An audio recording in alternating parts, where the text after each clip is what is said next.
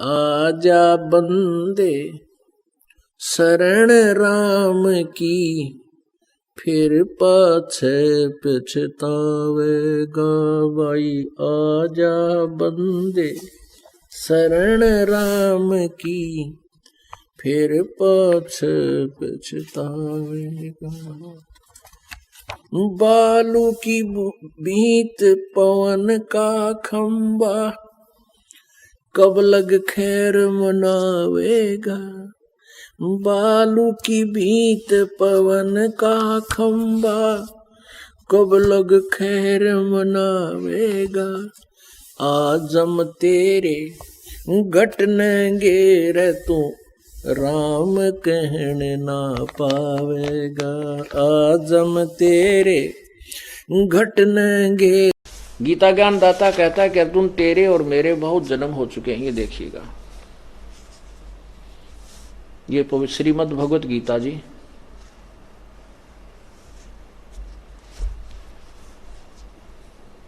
जयदयाल गोविंद का गीता प्रेस गोरखपुर से प्रकाशित है। ये जयदयाल गोविंद का इसका अनुवादक है। अध्याय नंबर 4 श्लोक नंबर 5 अनुवाद इसका यहां पर है। हे प्रणतम अर्जुन, तेरे और मेरे, हे प्रणतम अर्जुन, मेरे और तेरे बहुत से जन्म हो चुके हैं। उन सबको तू नहीं जानता, मैं जानता हूं। और क्या कहता है कि मेरे 9वें श्लोक में, हे अर्जुन, मेरे जन्म और कर्म दिव्य, निर्मल और अलौकिक है। दिव्य यानी अलौकिक है। मेरे जन्म और कर्म दिव्य अलौकिक है, अर्थात अलौकिक है। इस प्रकार जो मनुष्य तत्व से जान लेता है, वह शरीर को त्याग कर फिर जन्म को प्राप्त नहीं होता, मुझे ही प्राप्त होता है। अब क्या है, वैसे इसका वास्तविक अर्थ तो कुछ और होता है।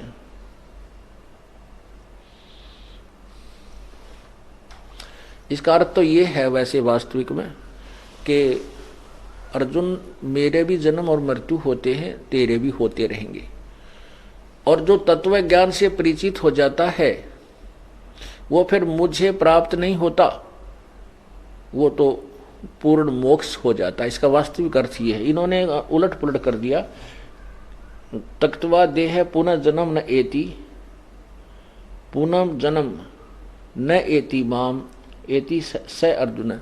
इसका अर्थ ये बनता है कि वो फिर तत्व से परिचित हो, तत्व ज्ञान से परिचित हो जाने के बाद उसका पुनर्जन्म नहीं होता, और जो मुझे बचता है वो मुझे ही प्राप्त होता है। इसका अर्थ ये बनता है। फिर भी हमने सिर्फ ये देखना है कि ये गीता ज्ञान देने वाला कह रहा है कि मेरे भी जन्म मृत्यु होते और तेरे भी, तू नहीं जानता। मेरे जन्म मृत्यु अलौकिक है। अलौकिक के बारे में आपको बताते हैं कैसे अलौकिक है, कि इसका एक विधान बनाया है प्रभु ने, इसके जन्म और मृत्यु का काल के। एक ब्रह्मा जी की मृत्यु, एक ब्रह्मा जी का जीवन कितना है, आयु कितनी है। एक 4 युगों की एक चतुर्युग होता है, सतयुग, त्रेता, द्वापर और कलयुग।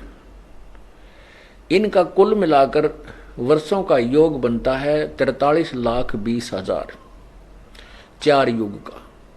ऐसे 1008 चतुर्युग का ब्रह्मा जी का दिन और इतनी ही रात्रि होती है। तो ऐसे ही 2 दिन और रात का, 30 दिन और रात का एक महीना बनता है। 12 महीने का एक वर्ष होता है, और 100 वर्ष की ब्रह्मा जी की आयु है।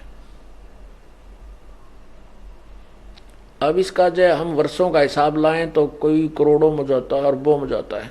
इतने अरब की वर्षों की आयु ब्रह्मा जी की है, फिर भी मृत्यु है। क्योंकि ब्रह्मा जी का 51वां वर्ष चल रहा है, उत्तरार्ध चल रहा है, पूर्वार्ध समाप्त हो चुका है।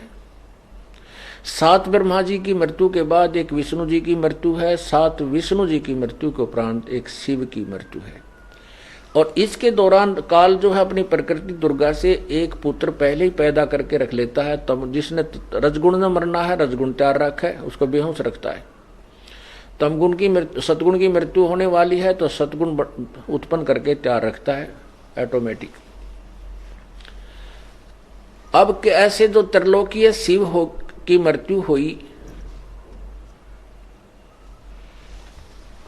49 ब्रह्मा मर जाते हैं जब एक त्रिलोकीय यानी शिव मरता है, काल का पुत्र तमोगुण शिव की मृत्यु होती है। ऐसे 70,000 शिव जब मर जाते हैं, 70,000 0.7 लाख, तब काल जो ब्रह्मलोक में रहता है ऊपर, जहां ये अपने पुत्र उत्पन्न करता है, ये वहां ब्रह्मलोक में रहता है, वहां इस काल की मृत्यु होती है। ये भी वहां महाशिव रूप में रहता है, उस महाशिव की तब मृत्यु होती है। और वहां ये महाविष्णु ब्रह्मा महाशिव रूप बना लेता है, विष्णु भी रूप बनाता है, लेकिन इसकी मृत्यु 70,000 त्रिलोकीय शिव की मृत्यु के बाद ही होती है। देखिए एक ब्रह्मलोक, ये एक ब्रह्मांड है, ये देखिए एक ब्रह्मांड है, एक ब्रह्मांड का लघु चित्र। पहले पूरा देखो आप,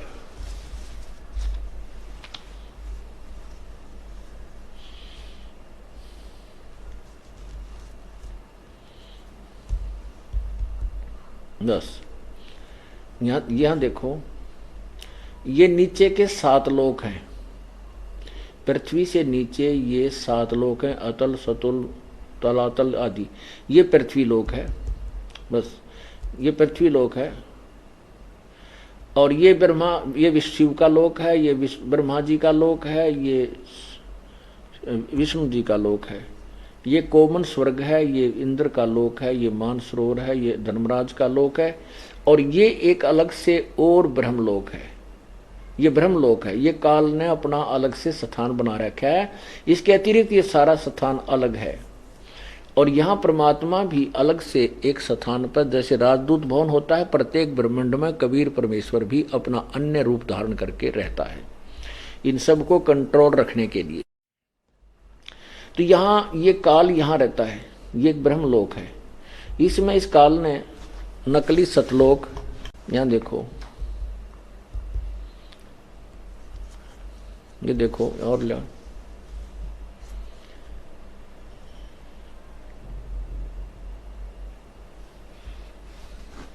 ये ब्रह्मलोक यहाँ देखें, ये अकेला ब्रह्मलोक का चित्र है, इसको समझाते हैं। ये तो आपने देखा एक ब्रह्मांड, और इस ब्रह्मांड में ये ब्रह्मलोक है, इस ब्रह्मलोक को हमने फिर यहाँ अलग से बनाया है। ये देखिएगा, ये इस ब्रह्मलोक में एक महेंद्र द्वीप है, इसके बाद फिर महाइंद्र, इसके बाद फिर नकली सतलोक, नकली अलखलोक, नकली अगामी और नकली अनामी लोक काल ने बना रखे हैं। यहाँ दुर्गा का एक अलग द्वीप भी बना रखा है, ये गुप्त रहते हैं, दोनों ब्रह्मा विष्णु महेश से भी गुप्त रहते हैं। अब यहाँ इसने अलग से एक गुप्त स्थान और बनाया है, जहाँ ये काल अकेला रहता है, और जब ये चाहता है इस दुर्गा को यहाँ बुला सकता है। वैसे दुर्गा सब इच्छा से यहाँ नहीं जा सकती,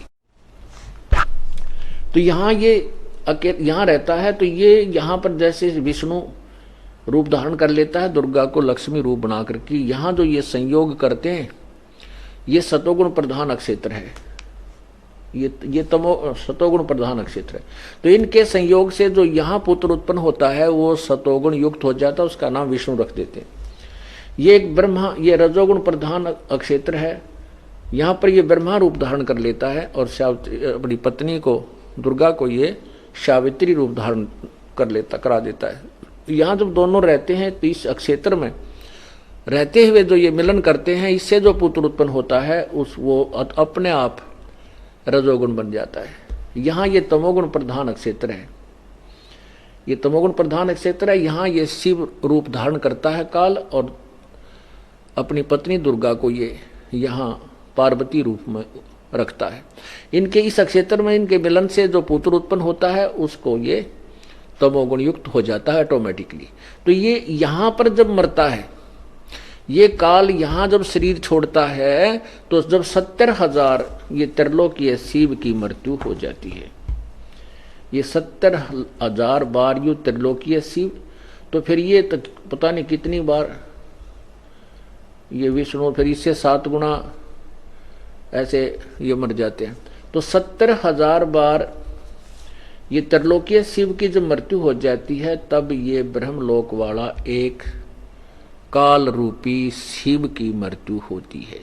और ये युग होता है, ये युग होता है परब्रह्म का। ओहो, ये एक युग हो गया परब्रह्म का। 0.7 लाख बार जब त्रिलोकीय शिव मर जाएगा तो एक युग हो गया परब्रह्म का, वो अक्षर पुरुष जिसे कहते हैं। तो अब परब्रह्म की काउंटिंग देखो, उसकी उम्र,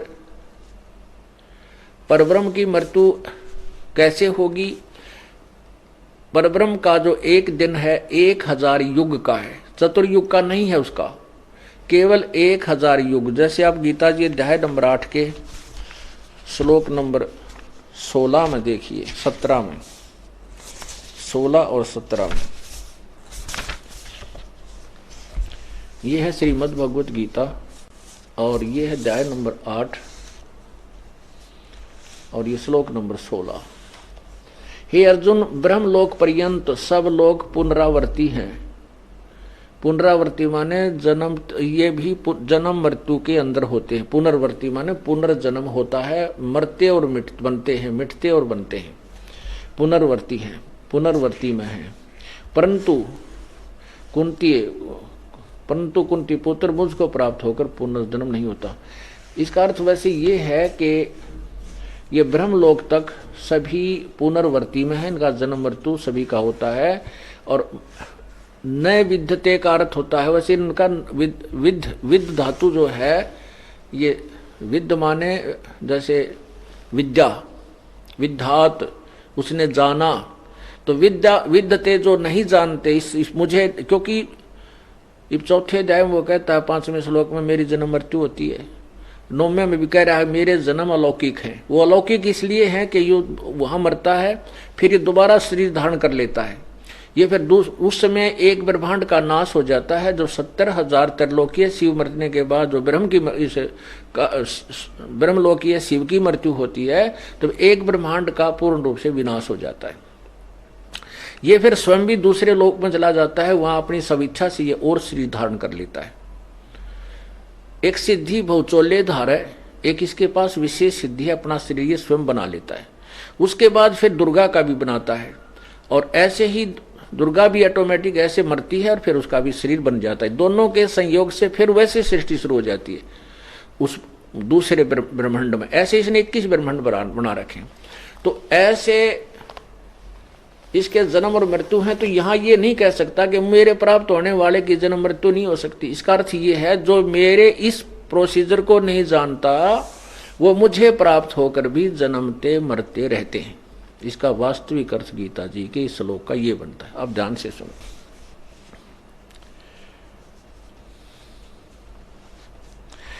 ये देखो, आब्रह्म भुवनात् लोका पुनर्वर्तिन अर्जुन, और माम उपेत, मुझे प्राप्त होकर तो माने तो कुंते जन्म मृत्यु होता है, न विदते, जो नहीं जानते, जो इस प्रोसीजर को नहीं जानते उनका तो जन्म मृत्यु ही होता है। इन्होंने इसका अर्थ क्या बनाया है, इसके ऊपर थोड़ा विवेचन करते हैं क्योंकि ये विचलित ना कर दें आपको। ये देखना, हे अर्जुन, ब्रह्मलोक पर्यंत सब लोग पुनर्वर्ती में हैं, परंतु हे कुंती पुत्र, मुझको प्राप्त होकर पुनर्जन्म नहीं होता। अगर ये सत्य है ये श्लोक, तो वो चौथे अध्याय का 5वां और 9वां गलत हो गया, और 15वें अध्याय का 16वां और 17वां भी गलत हो गया, और फिर 18वें अध्याय का 62वां, 15वें अध्याय का 4, 1 से लेकर 4, वो सारे श्लोक गलत सिद्ध हो जाते हैं। नहीं, ये समझन का अंतर है। यहाँ वो क्या कहना चाहता है कि जो इस मेरे प्रोसीजर को नहीं होते और वो मुझे प्राप्त हो जाते हैं, तो मेरे प्राप्त होने वाले को भी जन्म मृत्यु में रहना ही पड़ता। जो ये बात नहीं जानते, इस बात से जो नहीं परिचित हैं, न विद्यते, विद्य माने जानना भी होता है, विद्यते वो सेंटेंस के ऊपर डिपेंड करता है, विद्यमान भी इसका अर्थ होता है। अब देखना अगले में क्या बताता है 70वें श्लोक में, 8वें अध्याय के इस 70वें श्लोक में। इसमें क्या कहा है, सहस्र युग पर्यंतम। इसमें सहस्र माने हजार, चतुर्युग नहीं है कहीं पर भी मूल संस्कृत में। यहां देखना इसका अनुवाद क्या किया है कि ब्रह्मा का, इन्होंने ब्रह्मणे का अर्थ ब्रह्मा कर दिया, नहीं, ब्रह्मण का जैसे हमने कल आपको दिखाया था 70वें अध्याय में 23वें मंत्र में, ब्रह्मणे का अर्थ है सच्चिदानंद घन ब्रह्म, यानी, और वैसे ब्रह्म का अर्थ है, ब्रह्मणे का अर्थ आता है बड़ा भगवान, यानी इस काल से जो बड़ा भगवान है, काल से नेक्स्ट, ब्रह्म से परब्रह्म। यहां परब्रह्म के बारे में है, ब्रह्मण का अर्थ यहां परब्रह्म है। और एक होता पार ब्रह्म, पार ब्रह्म तो पूर्ण परमात्मा यानी लास्ट वाला, पार सबसे पार वाला, और एक पर माने सेकंड वन, ब्रह्म से नेक्स्ट पर ब्रह्म दूसरा। तो यहां ब्रह्मण का यहां अर्थ बनता है वो दूसरा यानी पर ब्रह्म। ये देखो ब्रह्मण है,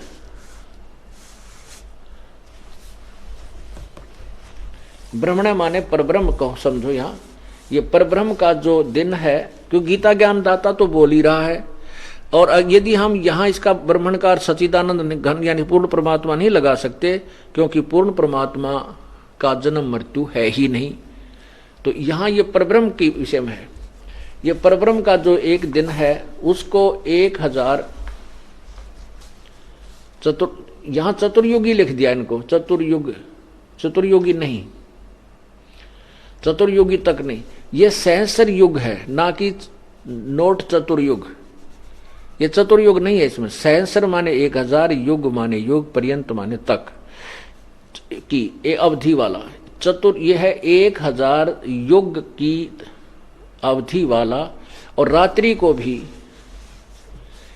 ये भी युग सहस्र, यहां भी चतुर्युग नहीं है, 1000 युग समझो, चतुर्युग नहीं, अवधि वाला। जो पुरुष तत्व से जानता है वह योगी, वह जना, वो व्यक्ति इस काल के तत्व को जानने वाला है, यानी वो तत्वदर्शी संत सही जानता है इस काल को, यानी समय को वो सही बताओगा। कैसे? अब यहां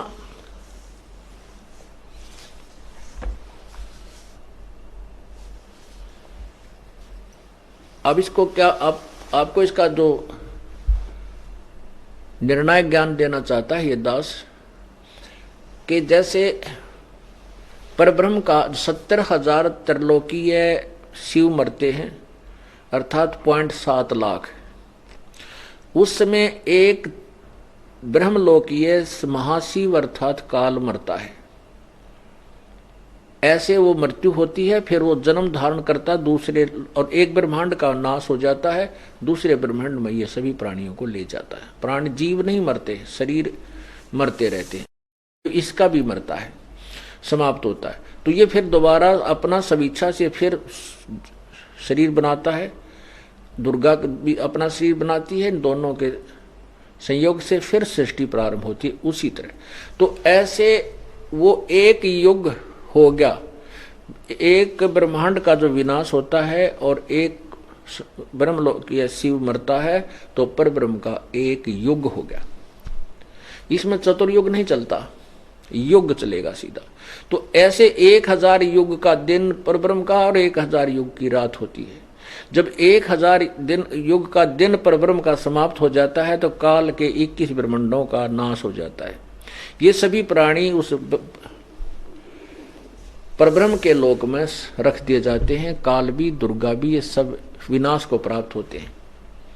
और जब रात्रि 1000 युग की रात्रि पूरी हो जाती है, इनको पुनः फिर इन ब्रह्मांडों में छोड़ दिया जाता है। तब तक ये ब्रह्मांड फिर पुनः अपने परमाणु तरीके से, वैज्ञानिक तरीके से वो अपने आप जुड़ कर और ब्रह्मांडों का रूप धारण करके घूमते फिरते नजर आते हैं। ये वहां आकर फिर कार्य शुरू कर देते हैं।